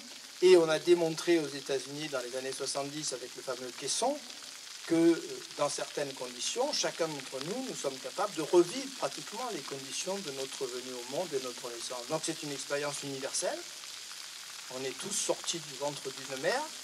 C'est une expérience qui nous a profondément marqués parce qu'on n'a sans doute jamais fait un voyage aussi gigantesque que celui-là, hein. On fera un voyage moins grand quand on ira sur d'autres planètes. Vous imaginez ce voyage, sortir du ventre de la mer, de liquide amniotique et se retrouver là comme ça, à la lumière au jour. C'est le plus grand voyage qu'on ait fait de notre vie. Donc ce voyage a laissé des traces profondes et que dans certaines conditions on puisse revivre d'une certaine manière. Bon, voilà comment je le considère, mais encore une fois je ne suis pas du tout obligé. Mais la question que vous posez, elle est considérable, effectivement. Pour qu'il y ait cette indépendance de l'âme, et cette survie de l'âme, et on en parlera avec Spinoza la semaine prochaine, il faut effectivement une séparation radicale. Et c'est là que Descartes est un peu en porte-à-faux, parce que d'un côté, il bâtit un système hyper dualiste, le plus grand dualisme qui ait jamais existé, l'abîme radical dont j'ai parlé à 2 reprises dans mon exposé, et de l'autre, il dit, l'âme n'est pas dans le corps comme un pilote dans son avion. Elle est unie à ce corps, mystérieusement unie, de façon incompréhensible. C'est mystérieux de savoir comment effectivement quelque chose qui se produit dans mon corps va déclencher en moi une émotion, une souffrance. C'est incompréhensible. On pourrait imaginer, ça serait peut-être, enfin ça serait peut-être, non j'ai tort de dire ça, ça serait très différent. On pourrait imaginer effectivement une sorte d'âme externe qui observe. Ça peut se produire dans certains cas de troubles nerveux, hein. Je sais que ma maman me racontait quand j'étais enfant, et à l'époque j'avais l'esprit un peu pervers, ça me faisait beaucoup rire alors que c'est éminemment tragique, que dans sa ville d'Annecy, il y avait une femme qui avait un problème de nerveux, et un hiver, elle avait froid, elle s'était assise sur sa cuisinière, et puis quand ses fesses étaient devenues rouges et que ça sentait le cramer, elle avait compris qu'il se passait quelque chose. Hein. Donc son âme était dans le corps comme un pilote dans son avion. Il se passait quelque chose dans son corps, mais elle ne ressentait rien. Son corps était quelque chose d'extérieur et il a fallu qu'elle regarde. Donc comme si, effectivement, pour avoir froid, j'ai la chair de poule, donc j'ai froid. Non, c'est pas comme ça que ça se passe. Hein. C'est pas comme ça que ça se passe. Je suis immédiatement informé de la douleur, de l'émotion. Mais comment? Où se fait cette rencontre, fameuse glande pinéale? Bon, ça reste incompréhensible. Et c'est quand même très très gênant. Alors la phénoménologie au XXe siècle essaiera de relever le défi. Est-ce qu'on peut combler, c'était le rêve de Husserl et d'autres, est-ce qu'on peut combler cet abîme qui existe entre les deux entités? Bon. Husserl était persuadé, c'est sa croyance, qu'un jour on trouverait un lien. J'ai dit il n'y a aucun lien entre la longueur d'onde et la couleur jaune. Husserl dit presque le contraire. Il dit on finira par trouver un lien. C'est pas possible qu'il n'y ait pas de lien, mais c'est une croyance de la part de Husserl. C'est pas possible qu'il n'y ait pas un lien. Puisque telle longueur d'onde produit telle impression de couleur et telle autre longueur d'onde, telle autre impression de couleur. Donc il doit y avoir quelque part, donc il redevient platonicien, beaucoup plus que cartésien. C'est ça qui est étonnant. Husserl, il se réclame de Descartes, mais en fait il revient du côté de Platon, parce qu'il pense qu'il y a un lien. Il pense qu'il y a un lien. Il doit y avoir un lien, dit Husserl. Et c'est une pure croyance, c'est un dogme. Platon croyait en ce lien. Platon croyait en ce lien, les philosophies antiques croient en un lien, un système de correspondance, d'analogie, on n'est pas coupé. Le drame du dualisme tel que Descartes l'a construit, c'est cette coupure. J'essaie de vous montrer comment cette coupure a des conséquences tragiques et comment elle ouvre la voie, effectivement, à des entreprises un petit peu inquiétantes aujourd'hui, de transhumanisme, de modification du corps. C'est ce que j'essaie de vous montrer. Mais voilà, je pense qu'on a une dimension dangereuse du système cartésien qu'on aperçoit aujourd'hui. Il ne s'agit pas d'en rendre Descartes responsable, ça n'a pas de sens en philosophie, même quand on rendait Marx responsable du goulag, ça n'a pas grand sens. Bon, les philosophes mettent en place des systèmes de pensée, et puis d'autres hommes s'en emparent et en font des machines de guerre souvent, avec des objectifs qui n'ont rien à voir avec la philosophie originale. Il y a encore une prise de parole, parce que oui. Ensuite, on s'arrêtera pour que vous ne preniez pas froid et que vous puissiez récupérer vos voitures avant la fermeture du parking. Monsieur, je vous écoute. Bien. Alors, ma question est peut-être hors sujet, mais je la pose quand même. Il n'y a jamais de question. Alors, pour les philosophes, y a-t-il une différence, s'il y en a une, la fois, dites-moi, entre l'âme, moteur du corps, et la pensée? Bien. Beau cadeau final. Merci, monsieur. Alors, on pourrait évidemment trouver une sorte de dérobade. Bon, là encore, j'évite de me lancer dans des spéculations qui nous mèneraient beaucoup trop loin et j'en reste à l'intérieur de mon cadre conceptuel. Bon. Chez Descartes, et c'est là que Michel Henry est un philosophe, à mon avis, majeur, un grand philosophe, avec son idée que cogito, ça veut dire, non pas j'ai des idées, mais ça veut dire je ressens. Ça peut vouloir dire je fais un raisonnement aussi, bien sûr. Cogito, c'est il se passe quelque chose à l'intérieur de moi que je ressens immédiatement. Moi, je suis totalement d'accord avec cette lecture de Michel Henry. Totalement d'accord. Michel Henry s'appuie sur des textes qui sont tout à fait majeurs. Par exemple, Les Passions de l'âme, qui est la dernière œuvre de Descartes. Descartes dit, prends un bel exemple, le cauchemar. Je suis dans mon lit, je fais un horrible cauchemar, il y a un alien qui veut me découper en morceaux, je me réveille. Et je me dis immédiatement, ça n'était qu'un rêve, qu'un cauchemar, cet alien n'existe pas. Mais ma peur, dit Descartes, elle est vraie. J'ai le cœur qui bat encore à 180, j'ai encore les mains moites, j'ai encore les doigts qui tremblent, j'ai éprouvé, l'alien il n'existe pas, mais ma peur, je l'ai éprouvée. Et elle fait donc partie de mon vécu, autant que n'importe quel événement que je vais appeler réel. Ça, c'est très très important. Ça veut dire que ce qui vous arrive au niveau de votre intériorité, qu'il s'agisse de vos rêves, de votre imaginaire, ou des expériences que je vais appeler réelles, ça vous modifie, puisque ce sont des expériences qui sont toutes réelles à leur manière.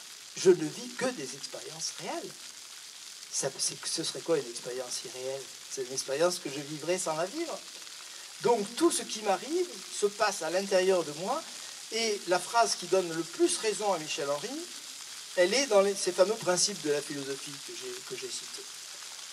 Je cite ce texte, je le sais par cœur, je ne pense pas me tromper en vous le citant. Par ce mot de pensée, c'est l'article 12 des principes de la philosophie. Ou 9 ou 12, mais je pense 12. Par ce mot de pensée, dit Descartes, j'entends tout ce qui se passe en nous, de telle façon que nous l'apercevons immédiatement par nous-mêmes. Et il ajoute, de telle façon que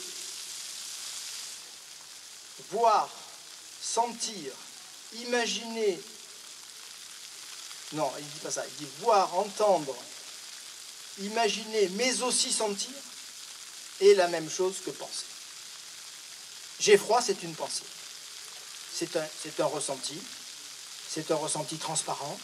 Personne n'a jamais fait croire que j'avais chaud quand j'avais froid. Je reprends mon exemple de tout à l'heure. Personne ne peut me démontrer que ce que je vis n'est pas la réalité que je vis. On peut me dire, il fait chaud, mais j'ai froid. Personne ne me fait croire que j'ai chaud quand j'ai froid ou que j'ai froid quand j'ai chaud. Donc les pensées, ce n'est pas seulement les réflexions, les raisonnements, pour Michel Henry, qui se présente en lecteur fidèle de Descartes. Penser, c'est ce qui se passe à l'intérieur de moi que je perçois immédiatement, c'est-à-dire, immédiatement, c'est le contraire de médiatement. Je reprends mon exemple. Si l'âme était dans le corps comme un pilote dans son navire, je devrais observer, comme j'observe mon thermomètre, ah, j'ai la chair de poule, donc j'ai froid. C'est pas comme ça que je fonctionne. J'ai froid, et puis je peux découvrir ensuite, effectivement, que j'ai la chair de poule. Mais c'est pas parce que je vois ma chair de poule que je sais que j'ai froid. J'ai froid. C'est immédiat. Ça passe pas par des médiations, ça se passe pas par des intermédiaires. Donc la pensée, c'est pas seulement les raisonnements, les méditations, les trucs très compliqués que nous faisons. Et ça éclaire considérablement toute la partie subjective de l'œuvre de Descartes, qu'on a mal compris parfois. Qu'est-ce que Descartes veut dire à part je pense, c'est indubitable. Alors certains disent non. Et Nietzsche, que j'adore, comme chacun sait, s'est attaqué de façon un peu maladroite à Descartes. Parce qu'il n'a pas complètement intégré cette dimension de l'œuvre de Descartes. Non, je pense, ça veut dire j'éprouve. J'ai quelque chose en moi qui est invisible aux autres. C'est très important cette dimension. On parlait d'invisibilité. Invisible aux autres et à tous les autres. Il y a quelques années, j'avais ironisé sur ce plan devant mes étudiants. Le magazine Life, je crois que c'est lui, oui, ou Time, un des deux, avait présenté dans sa couverture la photo d'un cerveau filmé avec une caméra IRM ou un positron, enfin peu importe, un cerveau scanné. Et le titre du magazine, c'était « On a vu le cerveau penser ». Eh ben non, on n'a pas vu le cerveau penser. On a vu les neurones s'agiter. C'est pas demain la veille que vous verrez le cerveau penser. La pensée est invisible comme l'âme. Personne n'a jamais vu une pensée. Du même coup, évidemment, il est extrêmement tentant, et c'est tout le domaine aujourd'hui du transhumanisme, mais aussi de l'intelligence artificielle, de dire, puisque cette pensée est invisible, et que je vois simplement les mécanismes neuronaux qui correspondent à cette pensée, au fond, n'existe pas vraiment. Et donc, entre un ordinateur qui fait des calculs et un cerveau en train de penser, il n'y a pas de différence du tout. Donc, c'est tout le problème de l'intelligence artificielle aujourd'hui. Or, vous pensez, je l'espère, autant que moi, qu'une machine ne pense pas et n'a pas d'émotion. On pourrait donner aux machines, si vous voulez, on pourrait faire croire à nos machines qu'elles éprouvent des émotions. Il y a un informaticien qui disait l'ordinateur aura gagné le jour où il nous fera croire qu'il est humain. On n'en est pas très très loin. Moi, je suis un peu surpris de la timidité des informaticiens. On a fabriqué un ordinateur champion du monde d'échecs. Magnifique, c'est extraordinaire. On pensait que c'était impossible à tout jamais. Mais moi, j'aurais imaginé que cet ordinateur se mette à hurler au moment où il fasse échec et maths. Kasparov, je t'ai bien eu, etc. Ça aurait été beau comme tout. Hein, bon. Et non, on a peur quand même un petit peu de ne pas donner cette impression. Mais l'ordinateur qui aurait hurlé « Kasparov, tu es un abruti, je suis bien meilleur que toi », j'espère que vous m'accorderez qu'il n'aurait pas éprouvé l'émotion qu'éprouverait un humain qui aurait battu Kasparov. Mais je ne peux pas le démontrer non plus. Je ne peux pas le démontrer. Ça, c'est un argument que j'avais entendu dans la bouche de mon ami Cyrulnik, la première fois où on l'avait invité à Dumont d'Urville, il y a 30 ans, personne ne le connaissait, ou 35 ans. Il avait écrit un seul bouquin sur les singes, et il avait cité Descartes, effectivement.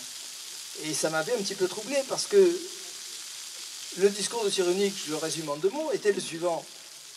On nous dit que les singes ne pensent pas, parce qu'effectivement, on ne voit pas la pensée des singes. Et Cyrulnik disait avec beaucoup de justesse et d'intelligence, mais on ne voit pas non plus la pensée de l'homme.